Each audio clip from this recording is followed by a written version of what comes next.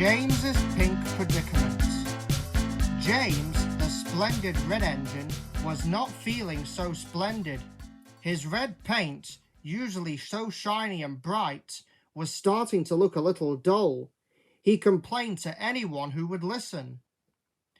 "A grand engine like me should always have the finest paint," he grumbled. The Fat Controller, hearing his endless complaining, finally had enough. "Very well, James. You will go to the steamworks for a fresh coat of paint, but don't be a nuisance while you are there." James puffed proudly to the steamworks, eager to be made grand and red again. However, when he arrived, the workmen were very busy. They had to deal with a lot of emergency repairs, including a broken side rod on a certain Scottish engine. They could only manage the first step of James's repaint. "Sorry, James," said the foreman. "We can only give you your undercoat today. It will be a lovely new coat of red tomorrow." James was horrified when he saw the first layer of paint being applied. It was not red at all. It was a bright, cheerful pink. "Pink!" he shrieked. "This is not splendid at all! I look utterly ridiculous!" Just then, he saw a cheerful pink engine puff into the sheds. Number 2007 painted on his tanks. It was Boyd, the new tank engine who had arrived a few years ago. Boyd was happy to be pink and had shiny red lining. Boyd heard James's complaints and whistled kindly.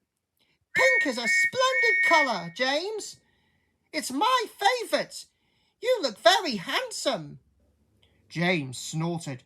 "A grand engine like me can't be pink," he grumbled. "Pink is for silly little engines." Boyd, being a kind engine, just smiled. "Being happy is what makes you grand, James. Not your colour. My pink makes me feel like a really useful engine." James was unimpressed, but he had to admit Boyd did look very smart. He still felt silly, but he was no longer alone in his pinkness. His humiliation was not yet over. The next morning, the Fat Controller arrived with a special job. "James," he announced, "I need you to go to Maithwaite Station. My granddaughter is visiting, and she needs to be picked up. I trust my most dependable engines with her." James's heart sank. But sir, my paint! I'm pink!" he wailed. The Fat Controller simply smiled. "I know, James. My granddaughter's favourite colour is pink. She'll be delighted." James had to do as he was told. He puffed miserably to Maithwaite, trying to keep out of sight of other engines. He imagined them all laughing at him. He felt very small and very silly. He wished he could just disappear into a siding. When he arrived at the little station, he saw a small girl with a big, bright smile. She ran to the platform with her grandfather. "Oh, grandfather, the engine is pink!" she squealed with delight. "He's so pretty, my favourite colour. You're just like that nice engine Boyd, aren't you?" James felt a little embarrassed.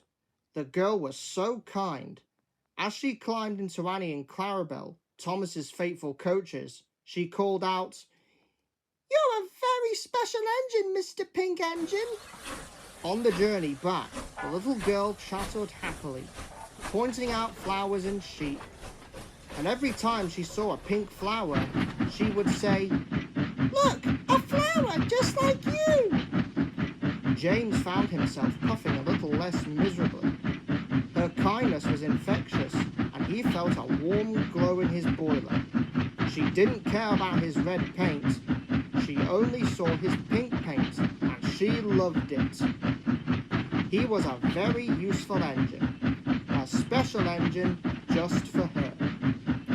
When they arrived back at Knapford, the Fat Controller was waiting. "You did a wonderful job, James," he said warmly. You see, it's not the colour of your paint that makes you a really useful engine. It's your heart and your good work. Boyd has taught us that, and now you have too. James was still very relieved to be taken back to the steamworks for his proper coat of red, but the experience had a lasting effect. He was still proud of his red paint, but he now knew that his true worth was not in his colour, but in being a useful engine, no matter what, and the pink was a very grand colour indeed.